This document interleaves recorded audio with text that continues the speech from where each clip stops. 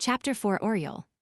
If he hadn't gone to Fortune Deer Street and Peach Leaf Alley, perhaps Chen Ping-an would have never realized just how dark and confined Clay Vase Alley was.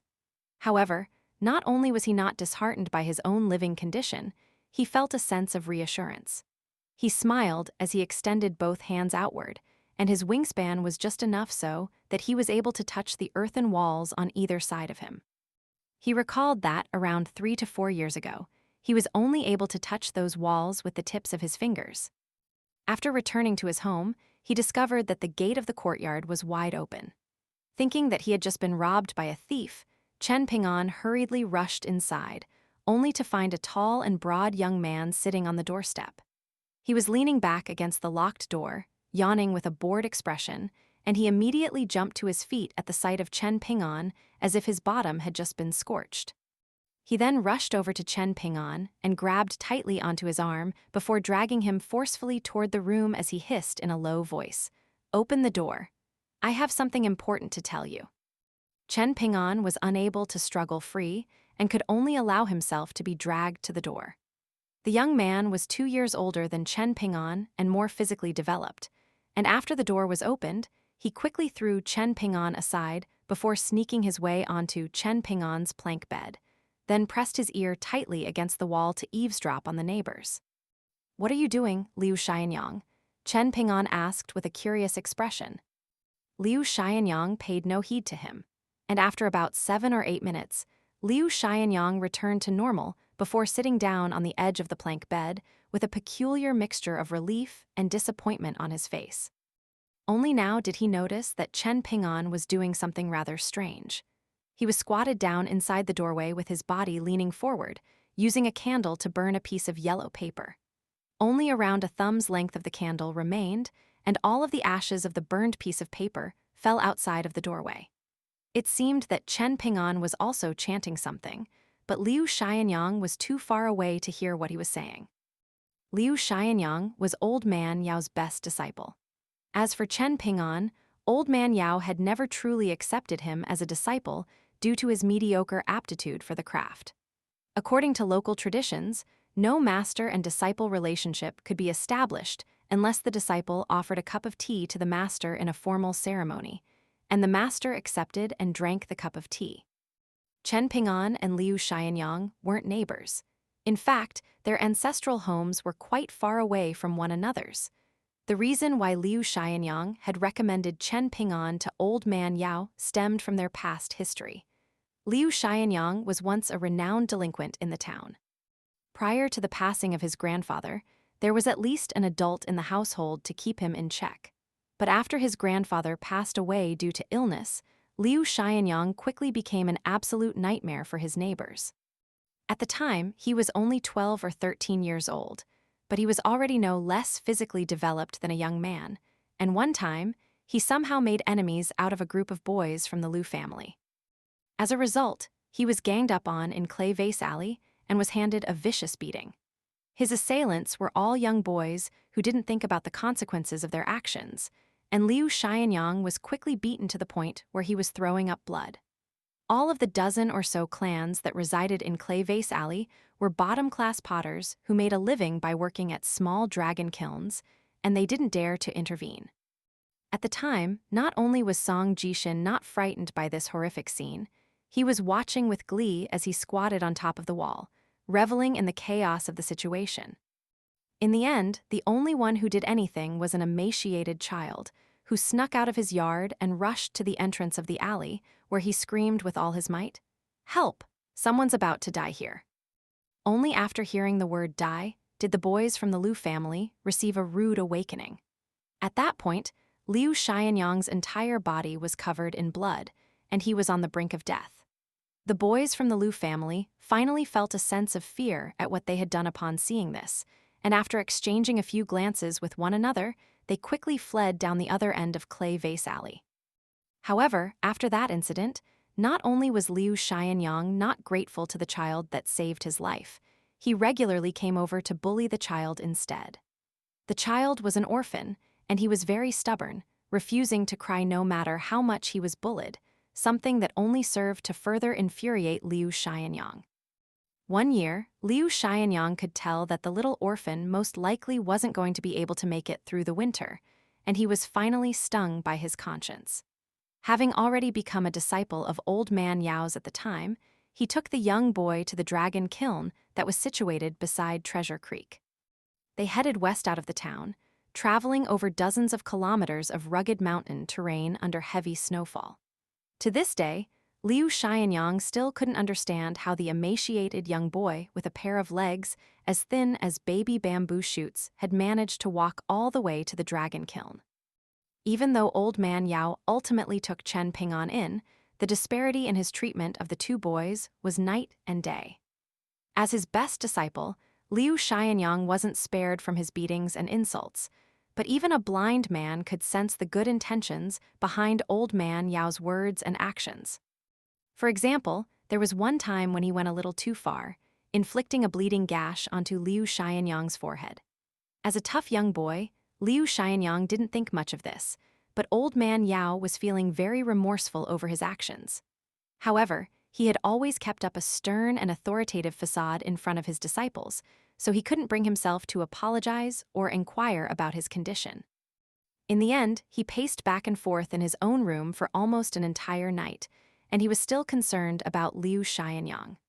Finally, he had no choice but to call over Chen Ping'an to deliver a bottle of ointment to Liu Xianyang. Over the years, Chen Ping'an had always been very envious of Liu Xianyang. He didn't envy Liu Xianyang for his remarkable aptitude, strength, and charisma. Instead, he envied Liu Xianyang's fearlessness. No matter where he went, Liu Xianyang was never fazed by anything, nor did he ever feel like living alone was a bad thing. Wherever he went, he was always able to quickly make friends with whoever he met, getting on such friendly terms with them that they referred to one another as brothers and would drink and play drinking games together. Due to his grandfather's ill health, Liu Xianyang was forced to become self-dependent from a very young age, making him a leader of sorts among the children in the area. He was skilled at everything, whether it be catching snakes, fishing, procuring eggs from birds' nests, making bows, fishing rods, slingshots, bird cages. It seemed like there was nothing that he couldn't do. In particular, he was the undisputed king of the town when it came to catching catfish and fishing for eels in the channels of water running through plots of farmland. Back when Liu Xianyang dropped out of the private school, the teacher there, Mr. Su, had paid a visit to Liu Xianyang's grandfather on his sickbed, offering to provide Liu Xianyang an education free of charge.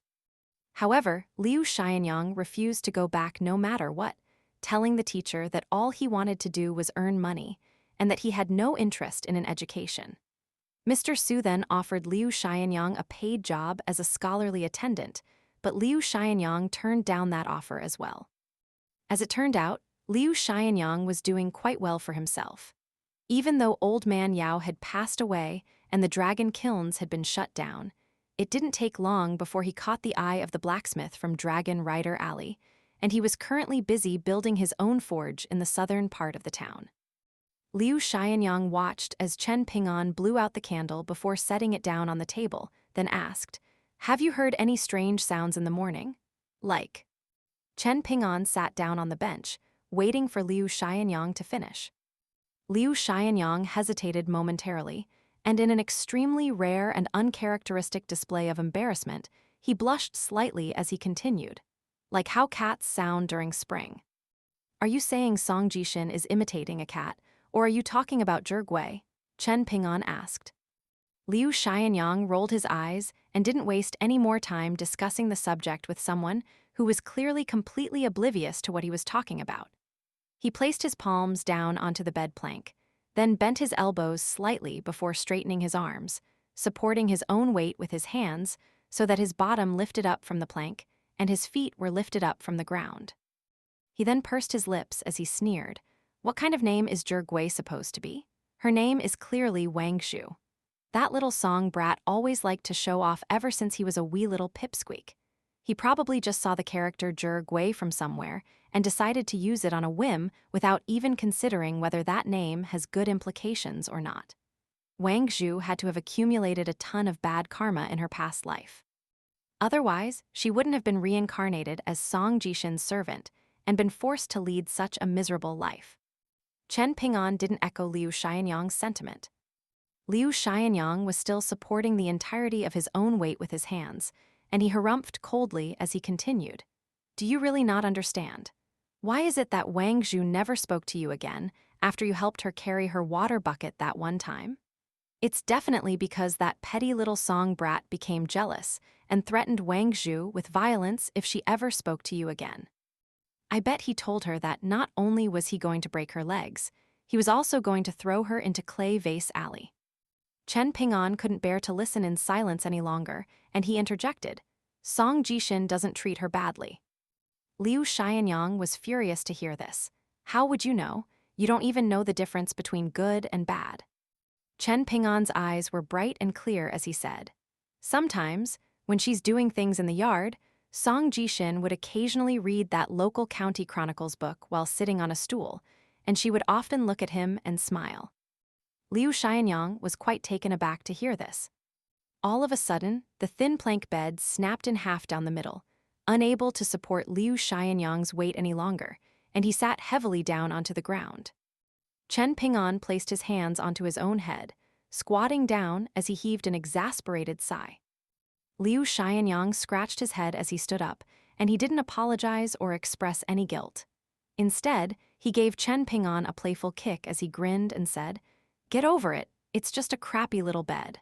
I'm here today to deliver a massive piece of good news to you, one that's way more valuable than this crappy bed. Chen Ping'an raised his head upon hearing this. A smug look appeared on Liu Xianyang's face as he continued. While Master Ruan was out of town and passing by the creek to the south, he suddenly told me that he wanted to dig a few wells. He doesn't have enough people for the job and wants some more help, so I mentioned you to him on a whim. I told him that I know a short kid who has some decent strength, and Master Ruan agreed. He wants you to go and see him in the next couple of days. Chen Ping'an immediately stood up, and he was just about to express his gratitude when Liu Xianyang raised a hand to cut him off. Stop! No need to thank me, just remember what I've done for you. Chen Ping'an could only grimace in response. Liu Xianyang looked around and noticed a fishing rod placed on a slant in the corner, a slingshot on the windowsill, and a wooden bow hanging on the wall. He was about to say something, but refrained from doing so in the end. He took a big stride through the doorway, clearly intentionally avoiding stepping on the ashes of the burned talisman. Chen Ping'an looked on at his departing figure, and all of a sudden, Liu Xianyang turned around to face Chen Ping'an again. He then crouched down into a low stance before shuffling a few steps toward Chen Ping'an, then threw a heavy punch in his direction. After that, he stood up straight again as he withdrew his fist and chortled. Master Ruan told me in private that I'll only need to practice this fist technique for a year, and I'll be able to kill someone with a single punch. He didn't seem to be satisfied with his performance, and he subsequently made a strange kicking motion as he continued. As the saying goes, a good kick to the crotch can kill a drunk donkey. Finally, Liu Xianyang pointed at his own chest with his thumb as he declared in a high and mighty manner, While Master Ruan was teaching me fist techniques, I developed some theories and insights, so I spoke to him about some things, such as my understanding of the jumping burin, which was old man Yao's trump card technique in porcelain making. Master Ruan praised me, saying that I'm a generational martial arts talent. As long as you stick with me, you'll be living the good life for sure. Out of the corner of his eye, Liu Xianyang could see that Zhe Gui had already entered the neighboring house, and he immediately lost all interest in keeping up his heroic act. After dropping the facade, he casually said to Chen Ping'an, "By the way, as I was passing by the old locust tree earlier, I met an old man who set up a new stall over there. He told me that he's a storyteller, and that he has a bunch of interesting stories that he wants to tell us. You can go and take a look there in your free time." Chen Ping'an nodded in response, and Liu Xianyang departed from Clay Vase Alley. There were many stories about the unruly young man going around in the town. However, the story that he personally liked to perpetuate was that his ancestor was a general who led armies in battle, which was why there was a prized suit of armor that had been passed down for generations in his clan. Chen Ping'an had seen this supposed prized suit of armor once, and it was extremely hideous, like a suit of warts, or like the scarred and mottled surface of an old tree. However, Liu Xianyang's contemporaries told a completely different story. They proclaimed that Liu Xianyang's ancestor was a deserter who had fled to the town and became a live-in son-in-law to a family here, and that he only managed to avoid being captured by authorities thanks to a huge stroke of fortune. They were extremely convinced of the authenticity of this story, as if they had personally witnessed how Liu Xianyang's ancestor had fled the battlefield before traveling to the small town. After some contemplation, Chen Ping'an crouched down beside his doorstep and lowered his head to blow away the ashes. Before he knew it, Song Jixin had appeared on the other side of the wall with Zhi Gui in accompaniment, and he yelled, "Wanna come play with us at the locust tree?" "I'll pass," Chen Ping'an replied as he raised his head. "What a spoilsport," Song Jixin grumbled with a displeased expression. He then put on a smile as he turned to Zhi Gui and said, "Let's go, Zhi Gui. I'll buy you a whole temple jar of peach blossom powder." "Just a small cricket jar's worth is enough," Zhi Gui responded with a shy expression. Song Jixin clasped his hands behind his back, taking large strides forward with his head raised and his chest puffed out as he declared, "Our Song family has been living in luxury and affluence for generations. I would be bringing shame to my clan if I were to be so stingy." Chen Ping'an sat down on his doorstep as he rubbed his own forehead in exasperation. When he wasn't talking nonsense, Song Jixin actually wasn't a bad person to be around. However, at times like this, if Liu Xianyang were here, he would have definitely expressed to Chen Ping'an an urge to smash a brick into the back of Song Jixin's head. Chen Ping'an leaned against his doorframe as he thought about what the next day was going to be like. It was most likely going to be just like this day, and the day after the next day was going to be just like the next day. In his mind, he was going to live out his life in this repetitive cycle until he passed away just like Old Man Yao. Everyone relied on the earth for sustenance for their entire life, but upon their death, they would be devoured by the earth in return. After closing one's eyes for the final time, the next time one reopened their eyes, they could be in the next life already. Chen Ping'an looked down at the straw sandals on his feet, and a smile suddenly appeared on his face. It was definitely a different feeling to step on bluestone slabs rather than soppy mud. After leaving the alley, Liu Xianyang was just passing by the fortune teller's stall when the young Taoist priest called out to him. "Come, young man, I can see that you have the complexion of a fire fueled by oil. That's definitely not a good omen. But do not fear, I have a way to help you avert disaster." Liu Xianyang was rather surprised to hear this. He knew that this Taoist priest had always been telling people's fortunes based on the sticks that they drew, and setting aside whether his fortune-telling was accurate or not, Liu Xianyang couldn't ever recall an instance where the Taoist priest had actively tried to rope in customers. Almost all of his customers had voluntarily gone to him. Could it be that with the closing of the dragon kilns, the Taoist priest's business was also impacted, and he was struggling to get by, thereby leading him to go after all potential customers with discretion? Liu Xianyang chuckled in disdain. "The way you're going to help me avert disaster is by having me give you money, right? Piss off, you're never getting a single copper coin out of my pocket." The young Taoist priest remained calm and collected as he yelled out, "Everyone hopes for fortune and prosperity, but who knows what troubles life has in store? People only turn to the gods when things go wrong, but to have a safe and stable life, one should regularly offer burning incense to the gods." Liu Xianyang suddenly turned around before rushing toward the fortune-telling stall like the wind, putting on a menacing display as he scoffed. "You want me to burn incense? How about I burn down your stall first?" The Taoist priest was clearly very much intimidated by this threat, and he immediately turned and fled, leaving his stall behind. Liu Xianyang stood beside the stall, chortling with mirth at the sight of the Taoist priest's cowardly display. He then spotted the bamboo tube on the table and casually pushed it over. All of the bamboo sticks inside were instantly tipped out, fanning themselves out across the table. Liu Xianyang pointed at the Taoist priest, who had stopped in the distance, and threatened, "From now on, I'm gonna beat you up every time I see you." The young Taoist priest could cup his fist and bow as he begged for mercy. Liu Xianyang was finally willing to let him off the hook. Only after Liu Xianyang had gone far away did the Taoist priest dare to return to his seat, and he sighed. These are difficult times. People are no longer as kind and accepting as they used to be, and it's getting harder and harder to make a living. Right at this moment, his eyes suddenly lit up, and he hurriedly closed his eyes as he recited. One often blames external distractions for spoiling their peace, but the true distraction comes from within. Achievements are nothing more than lilipads on water, going whichever way the wind blows. The pair of youths passing by clearly heard him, but unfortunately, they displayed no intention of stopping. The Taoist priest opened his eyes ever so slightly, and seeing that more potential customers were about to pass him by, he hurriedly slammed a palm down onto his table as he raised his voice and continued. Champion scholars and prime ministers were nothing more than normal people before their rise to glory. With great knowledge comes great renown and confidence. Song Jishin and Zhe Gui continued onward without pause. The Taoist priest was greatly disheartened by this, and he murmured to himself, "It's over." All of a sudden, Song Jishin turned around without any warning before tossing the Taoist priest a copper coin from afar with a bright smile.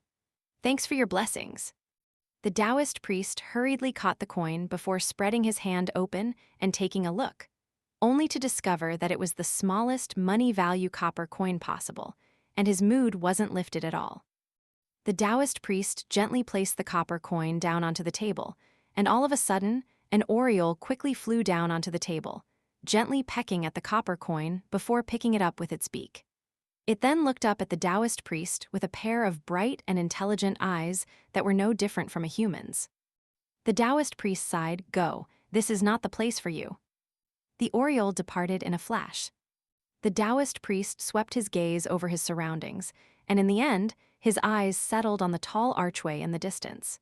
He just so happened to be facing the plaque that read "Unmatched Aura," and he mused, "What a pity."